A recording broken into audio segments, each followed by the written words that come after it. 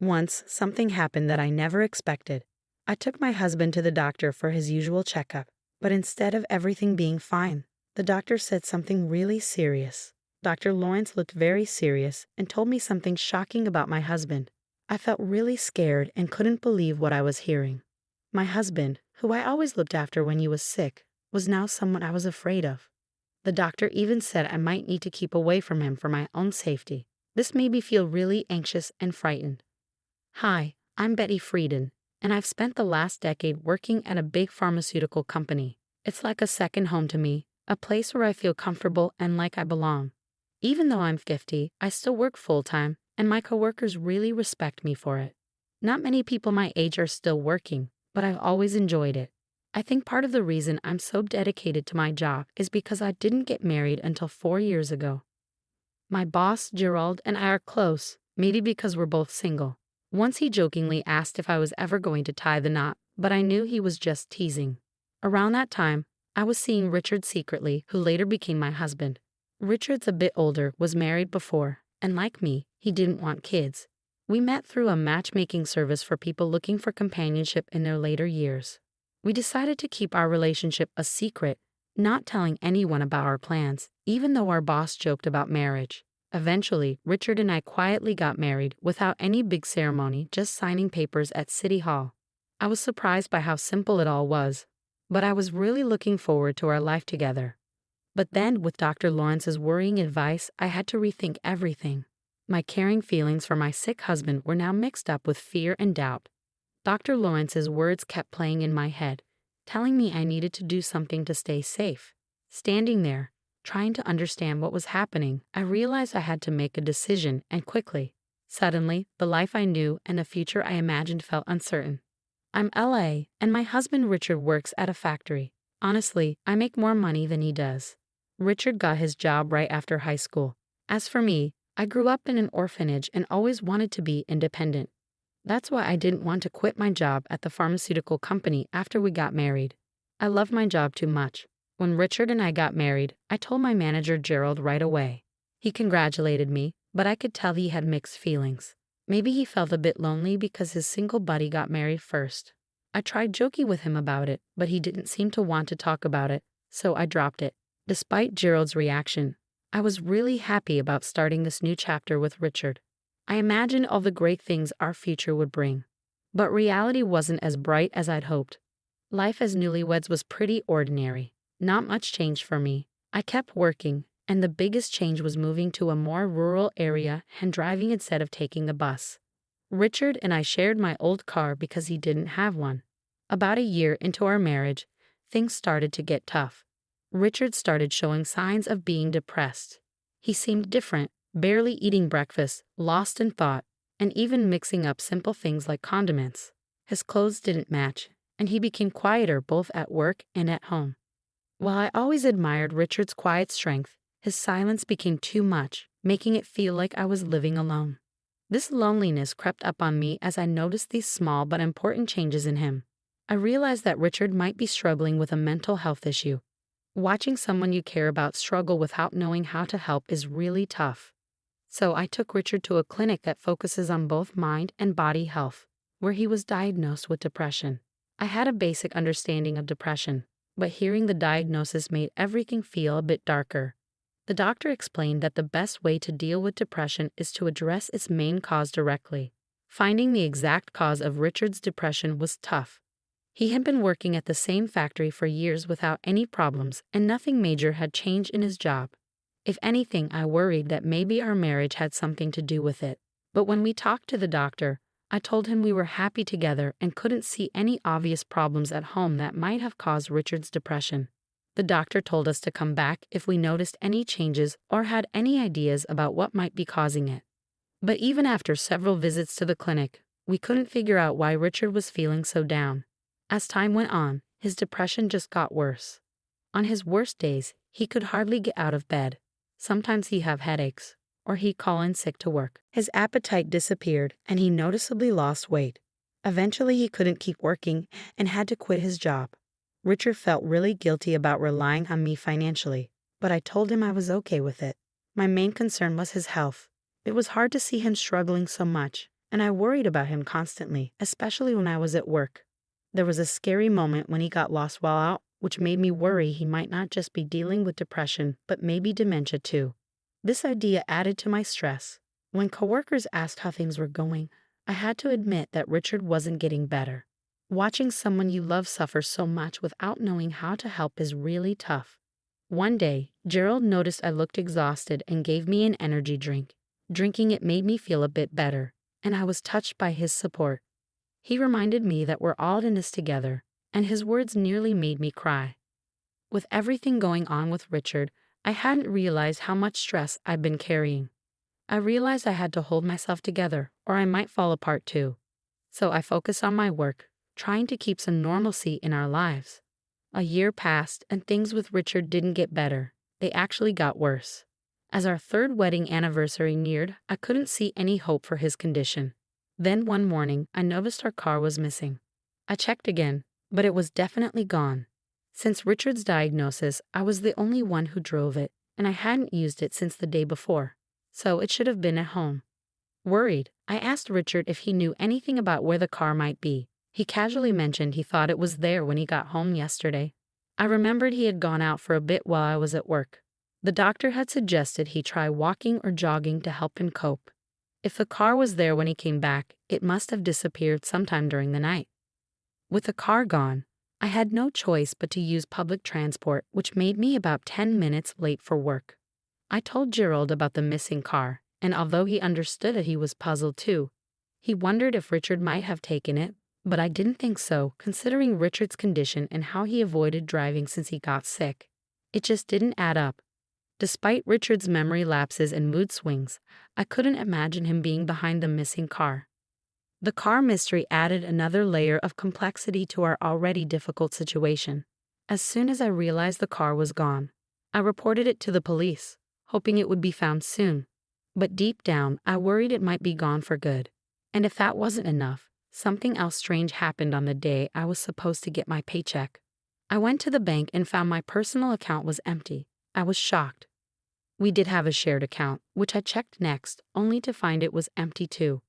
I was completely puzzled. Richard and I shared a joint account, but he didn't have access to my personal account and he didn't know its PIN.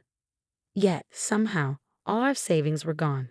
I felt a cold shock wash over me, and when I got home, I confronted Richard. I asked him if he knew anything about the missing money from our joint account. He seemed genuinely confused and denied knowing anything about it. Because of his depression, I hesitated to push him further, worried it might make things worse for him. Richard looked distant, lost in one of his frequent dazes caused by his condition. I couldn't help but wonder if he could have taken the money without realizing it. Planning to discuss this with the police, I felt overwhelmed by the double blow of losing both our car and our savings. The financial strain was tough, especially since I didn't have family to fall back on. With the small community clinic unable to provide enough help for Richard, we decided to switch him to a larger hospital with more resources. They gave us a referral letter, so we took a taxi to our first appointment at the general hospital. The whole experience was new and a bit scary for me, and I felt uneasy throughout the journey. Richard stayed quiet, lost in his thoughts as we arrived at the hospital. Taking a deep breath, I walked in and handed over the referral letter at the reception, expecting a wait. The general hospital was bustling with patients, each waiting for their turn. After about an hour, Richard was called in for his consultation. While he went inside, I took out a book to pass the time. But hardly had Richard entered the doctor's office when a nurse approached me. "Excuse me, are you Mrs. Simmons?" she asked. I confirmed, and she said the doctor wanted to see me. Familiar with discussing Richard's condition, I assumed it was a routine matter and followed her, though with some anxiety. The nurse led me to a different room, where a doctor, about 10 years older than me with graying hair and a gentle manner, greeted me. Before I could even sit down, I asked if this was about Richard's condition. He nodded seriously, and I braced myself for potential bad news. The doctor's next words caught me completely off guard. He advised me to keep my distance from my husband, revealing that Richard had been arrested for fraud a decade ago. My mind was racing with confusion. Why was this coming up now, during a routine medical visit?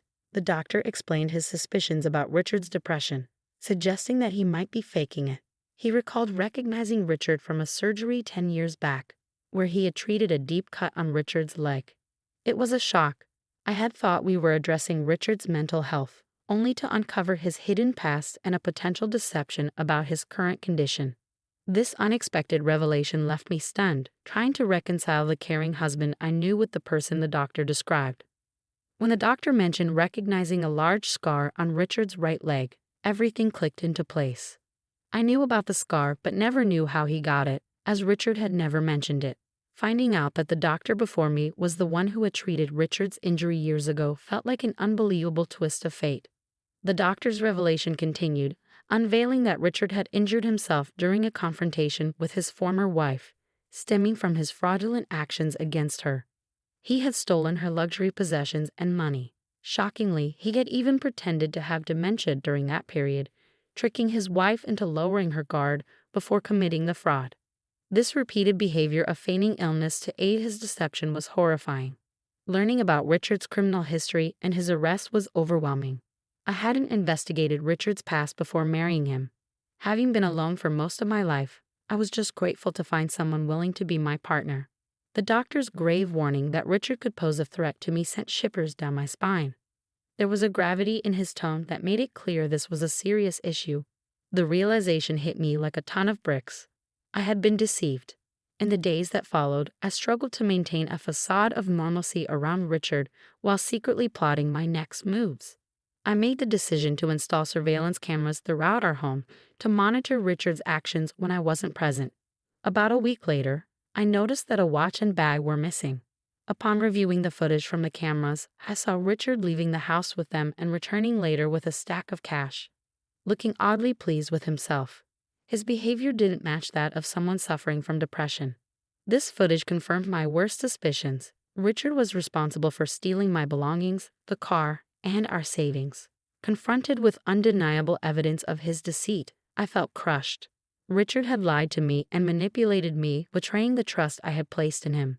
It became clear that I needed to take significant action against someone who had pretended to be vulnerable and in need of care, only to exploit my compassion and generosity. The realization that Richard had betrayed my trust was agonizing. I had devoted myself to working and caring for what I believed was an ailing partner. Divorce seemed like too feeble a response to the profound deceit I had endured. It was evident that we needed to go our separate ways. But I desired more than just a mere separation. I wanted Richard to fully grasp the seriousness of his actions and to rectify the harm he had caused. With a heavy heart and tears threatening to spill, I gathered the divorce papers and meticulously completed them with all the necessary details. The next day, feigning normalcy, I informed Richard that I needed to step out briefly. I had already arranged to take a day off from work, explaining the urgency of my situation to my understanding employer, who had granted me the sudden leave. At the police station, I presented my case, displaying the footage I had captured of Richard's deception to the officers. Initially, they seemed hesitant to take action based solely on the video evidence. However, after confirming with the pawn shop where Richard had sold the stolen items and tracking down my car being sold as a used vehicle, the evidence against him began to accumulate. It was also discovered that he had illegally accessed my bank accounts, raising suspicions about his purported depression. As the truth came to light, I was flooded with a complex mix of relief and sorrow. The police decided to move swiftly given Richard's criminal history, and they prepared to arrest him. Upon returning home with the officers in the early afternoon, I found Richard there, visibly taken aback by my unexpected return and the presence of the police. Despite the divorce papers clutched in my hand, his focus remained on the officers as one of them announced his arrest for fraud. Richard attempted to protest, citing his depression as a defense, but I knew better. The doctor from the general hospital had already cast doubt on the legitimacy of his claims regarding his mental health condition. In that pivotal moment, as the weight of both the legal repercussions and the dissolution of our marriage settled on him, Richard's facade began to crumble. Choosing this course of action was agonizing but essential to safeguard myself and pursue justice for the betrayal and manipulation I had endured. At the police station, my sudden eruption of emotion caught even the officers off guard, but it seemed to finally pierce through Richard's veneer of composure. As the police placed him in handcuffs, Richard's facade of defiance cracked. He appeared defeated, his bravado replaced by frustration as he was escorted away. Observing the scene unfold, I felt strangely detached, as though I were watching the unraveling of someone else's life. Since the doctor's sobering warning, reality had felt distorted. Yet here I stood, confronting the stark truth of my circumstances, determined to forge ahead from the chaos Richard had wrought. Witnessing Richard being escorted away by the police felt surreal, akin to a scene from a dream. This moment marked a significant turning point, offering a glimpse of a return to the life I had known before the tumult of marriage consumed it. While a sense of relief washed over me, knowing I would no longer be ensnared in Richard's manipulative grasp, it was followed by a wave of loneliness. After waiting over 47 years to marry, the prospect of solitude once again loomed over my newfound liberation. 2 months later, our divorce was officially finalized.